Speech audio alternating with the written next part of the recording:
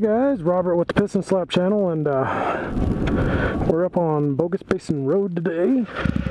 Just checking it out, kind of a pre-season ride. Don't want to really go to the top because I ain't feeling it actually, but just to kind of give you guys of road conditions. There's this sandy stuff.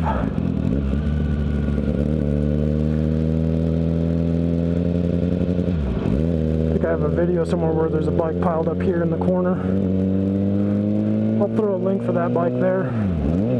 It's kind of weird. I put it as an Easter egg in actually one of my videos, and only one person ever found it, so we'll go ahead and just link it there for a card for you guys. And then there's this guy. Look at that. I don't know what the heck that thing is, man, but it's big. I think they call it a rock chuck or something like that. I don't know if the camera will pick it up. I didn't think I'd see him.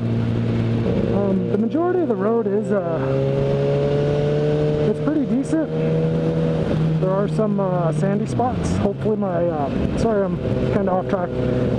Excuse me if my audio is all messed up. I couldn't find the microphone that I normally run with this helmet. Obviously I haven't had this helmet on since November. Earlier today, which you guys have probably already seen in one of my videos, we did the Ride for 22 for the Veteran Suicide Awareness. That was fun. Not my style of riding, but you know, it's not about that, it's about the cause. And I got myself a t-shirt and some other odd and end things, so. Sport bike, you guys are probably wondering, I don't know if I'll have my how-to videos done in time, but there are a lot more things I did to this bike than actually what I made videos on, just because what I was doing was things that I'm not accustomed to doing, so I don't want to make a video of something I've never done before in my life and then try to explain to you guys what I'm doing if I don't even know what I'm doing, if that makes any sense. But next season, you know, now that I've actually been down through everything and I have a clue of what I'm doing, we should be good and golden. Good and golden. Golden or good, one or the other. Or good and, as I say it. You're probably right, going, why are you riding like such a, whatever you guys want, noob, squid, whatever. Because I'm talking to you and I'm not focusing on the road, that's why. Which is a bad thing. Another thing is the suspension on this bike has been gone through. I put springs in it for my weight, because if you're a rider like I am and you're kind of fat like I am, I'm 200 pounds. The suspension on the 636 is really soft. It's like they kind of put it up there with like about, I don't know, they'd say like 150 pound rider is what the springs were really designed for. When I adjusted the suspension for myself, I basically had it almost all the way maxed out. Like, I believe the preload on the front fork, which is this side, there's springs in both sides, but this is the one that sets your preload.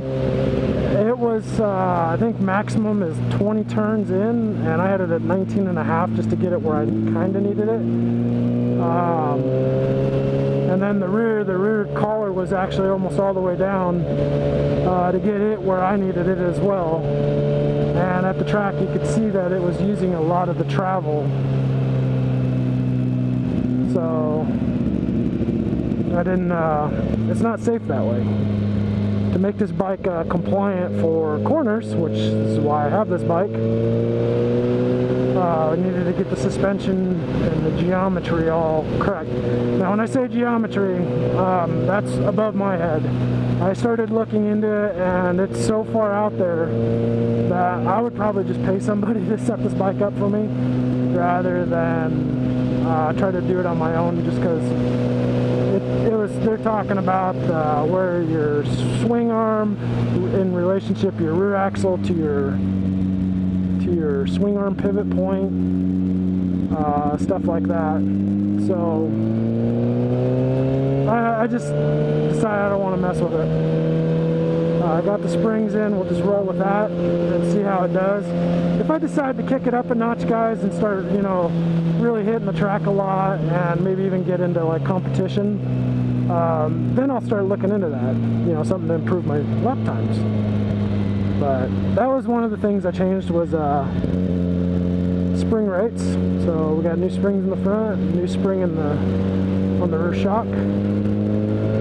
New oil in the front forks. I got 10 weight, I think is what the equivalent to what Kawasaki put in there is the Showa 44, I think is the fluid. I've got, of course, Maxima Racing Oils fork oil, 10 weight. The rear shock I didn't take apart because, well, there's special tools for that I didn't have. Enjoy the scenery. Dude, when this road is clean and there's not dirt and everything everywhere, this road is so much fun to ride. But I'm just enjoying talking with you guys about what I've done. One of the videos will be for the brake lines. I put Cormoto brake lines on. That was a boatload of fun. It wasn't the hardest thing I've ever done, but it's really irritating when you bleed out a brake and it works fine and then you go drive it. Even though you've tested it and it worked, you drive it and it doesn't, like after 4 or 5 miles it develops issues. What mine was is I had an air bubble between the master and the slave, so as I was riding it actually got that air bubble into the master itself and then caused the pedal to be soft. But if you watch my videos, you already know that because I said that. What else did I do? I put a Works Competition integrated taillight on the rear, and we'll get up here, I'll pop off and show you guys the taillight. For those of you guys who don't follow me on Instagram or Facebook, so you can see it. Because if you don't, you would never saw it. Or seen it. Yeah, the English language.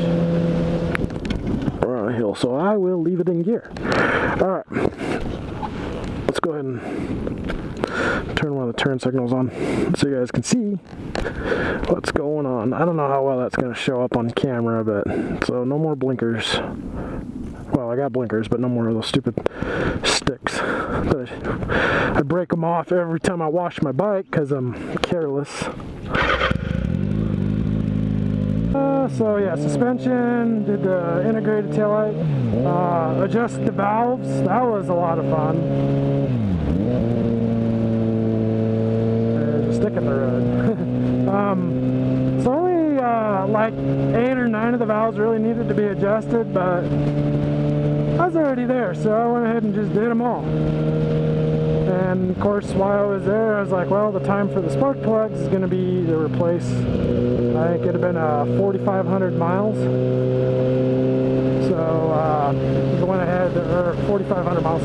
14,500 is the interval, I believe, for this bike for its second time around.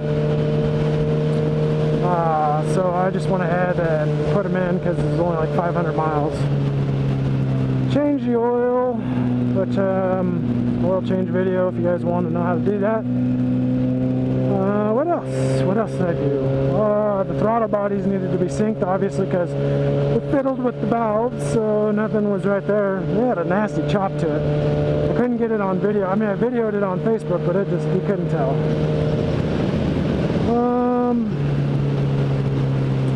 Now, let's see, when I did the brake lines, I flushed the brakes. I bought new brake pads for the front, but I haven't put them in because there's still like 3.5 millimeters of brake pad left, so I want to get my money's worth out of those.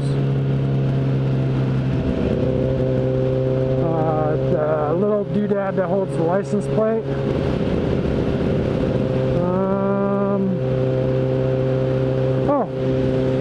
PSR manual cam chain tensioner. So I did away with the self-adjusting cam chain tensioner. I went to a manual. I've got maybe 200 miles on this bike since I've installed it. Like today I've put 200 miles on my bike. I can't tell you anything about it. I put it in, I adjusted it, started it up, and it worked. That's what I guess you hope it's supposed to do, or something like that. So we're at the end of Bogus Basin Road. Well, we're not at the end, but we're getting down into the town of Boise. And I've rambled quite a bit about all the little doodads and stuff I've done to this bike throughout the winter. It's good to be back on this bike. But guys, I'm going to tell you it's a double-edged sword. I don't feel like I'm going to be doing a lot of videos with this bike. Just mainly, I really want to get out and see things. So, that's about that. So I hope you've enjoyed this video of what the heck it is I've done today. I'm getting a phone call, so I've got to make this quick and say thanks for watching. If you like it, hit that like button. Drop a comment in the comment section below. If you have any comments about anything that I've done or anything, just drop it down there. And I'll see you guys next week. I'm Robert with the Piston Slap channel. Thanks for watching.